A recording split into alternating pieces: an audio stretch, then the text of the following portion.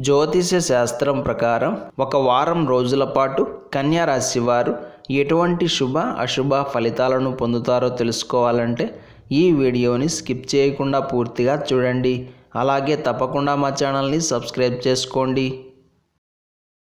ఈ వారం కన్యా రాశి వారికి రవి యొక్క బలం చక్కగా అద్భుతంగా సహకరిస్తోంది.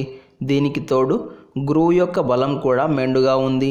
ఈ కారణం చేత కన్యా రాశి వారికి ఈ వారం ఆత్మవిశ్వాసం చక్కగా పెరుగుతుంది.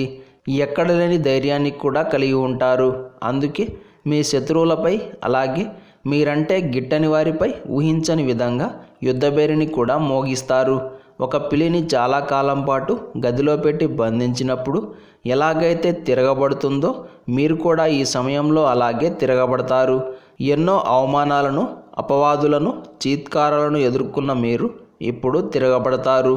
ఇదొక్కటే కాదు, మీలో ఇంకా చాలా మార్పులు వస్తాయి. ఎవరు ఏమనుకున్నా పర్వాలేదు, నేను నా కుటుంబం అన్నట్లుగా ఉంటారు. మొహమాటాన్ని గంగలో కలిపేస్తారు. ఎవరు ఎలా పోయినా పర్వాలేదు, కానీ నేను నా ఫ్యామిలీ బాగుంటే చాలు అనుకుంటారు. ఎవరి జోలికి వెళ్లకుండా హాయిగా ఉంటారు. నిజానికి ఇలాంటి మీ ప్రవర్తన చాలా అంశాల్లో చాలా స్పష్టంగా కనపడుతుంది. ఈ ఇంట బయట అన్న తేడా లేకుండా అన్ని చోట్ల మీకు మీరే సాటి అన్నట్లుగా ఉంటారు. కోర్టు కేసుల అంశాలు సానుకూలంగా సాగుతున్నాయి. మీపై పడిన నిందలు కూడా ధైర్యంగా తిప్పికొడతారు.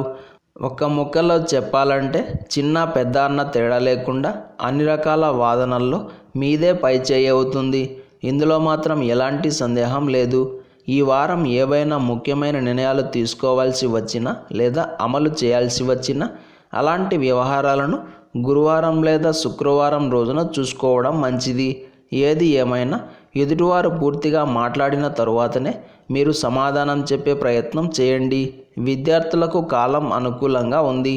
నూతన ఉద్యోగ ప్రయత్నాలు చేయడం కన్నా ఉన్న ఉద్యోగాన్ని అంటిపెట్టుకొని ఉండడమే మంచిది. వృత్తి, ఉద్యోగ మరియు వ్యాపారాలన్నీ సజావుగా సాగుతున్నాయి. భార్యాభర్తల మధ్య ఈగో క్లాషెస్ అనేవి చోటు చేసుకుంటాయి. ఈ వారం కన్యా రాశి వారికి గురువారం, శుక్రవారం చక్కగా అనుకూలిస్తాయి. ప్రతిరోజు విష్ణు సహస్రనామ స్తోత్రాన్ని పారాయణం చేయండి. ఆర్థికంగా అభివృద్ధి కావడానికి, లక్ష్మీ కటాక్షం పొందడానికి లక్ష్మీదేవికి సుగంధభరితమైన పుష్పాలతోటి, ఆకులతోటి అర్చన చేసి నెయ్యి దీపం వెలిగించి కనకదార స్తోత్రం పారాయణం చేయాలి. ఈ పరిహారం తరచూ చేసేవారు ఆర్థిక సమస్యల నుండి బయటపడగలుగుతారు.